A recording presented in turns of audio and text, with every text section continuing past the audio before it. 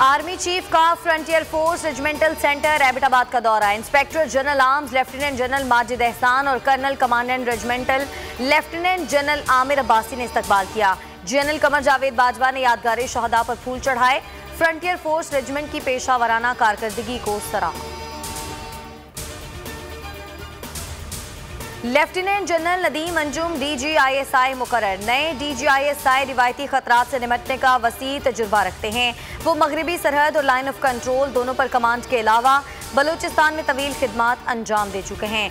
जनूबी वजीरिस्तान, कुरम एजेंसी और हंगू में इन्फेंट्री ब्रिगेड को ऑपरेशन ज़र्ब-ए-अज़्ब के दौरान कमांड किया और ऑपरेशन रद्दुल फसाद के दौरान IGFC बलूचिस्तान रहे। पाक फौज में तबादले और तकर्रियां। Lieutenant general Faiz Hameed corps commander Peshawar तैनात। ISPR के मुताबिक lieutenant general Mohammad Saeed corps commander Karachi और लेफ्टिनेंट जनरल नुमान महमूद सदर नेशनल डिफेंस यूनिवर्सिटी मुकर्रर। मेजर जनरल आसिम मलिक की लेफ्टिनेंट जनरल के ओहदे पर तरक्की। एडजुटेंट जनरल तैनात। Lieutenant general Mohammad Amir corps commander Gujranwala और लेफ्टिनेंट जनरल आसिम मुनीर को GHQ में क्वार्टर मास्टर बना दिया गया। Army chief general Qamar Javed Bajwa की वज़ीर-ए-आज़म से मुलाकात। पाक फौज की पेशा वराना सलाहियतों पर तबादला ख्याल।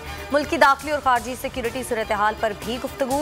DGISI की अलविदाई मुलाकात। वज़ीर-ए-आज़म इमरान खान ने लेफ्टिनेंट जनरल फैज हमीद की खिदमात को सराहा। नई तैनाती पर नेक ख्वाहिशात का इजहार। जावेद इकबाल को नए चेयरमैन नैब की तैनाती तक तौसी मिल गई। सदर मुमलिकत आरिफ अलवी ने कौमी एहतसाब तरमीमी ऑर्डिनेंस जारी कर दिया। चेयरमैन नैब के लिए सदर, वज़ीर-ए-आज़म और अपोजिशन लीडर से मुशावरत करेंगे। एक ही शख्स को दूसरी मरतबा भी चेयरमैन नैब मुकर्रर किया जा सकेगा। इत्तेफाक की राय ना होने पर मामला पार्लिमानी कमेटी को भिजवाएंगे। चेयरमैन नैब को हटाने का तरीक़ाकार सुप्रीम जुडिशल काउंसिल के मुताबिक होगा।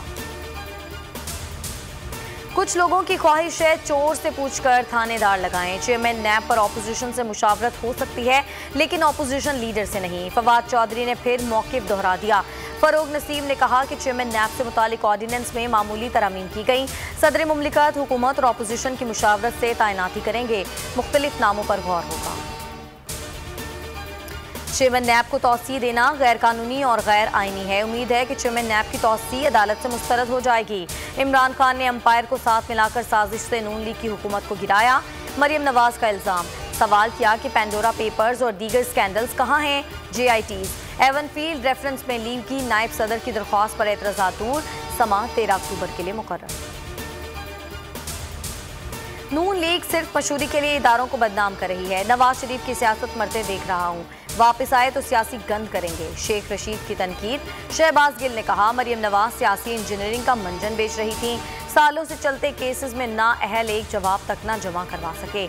अदालतों में रोते और बाहर विक्ट्री का निशान बनाते हैं। फारूक हबीब बोले नून लीग अपनी सलामती के लिए कौमी सलामती के इदारों को नुकसान पहुँचाने में लगी है।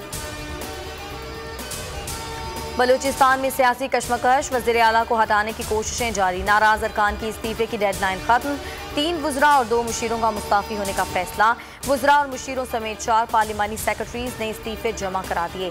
तर्जुमान बलूचिस्तान हुकूमत लियाकत शाहवानी कहते हैं वज़ीर आला को अदती ताकत से भी हटाया नहीं जा सकता, अक्सरियत उनके साथ है।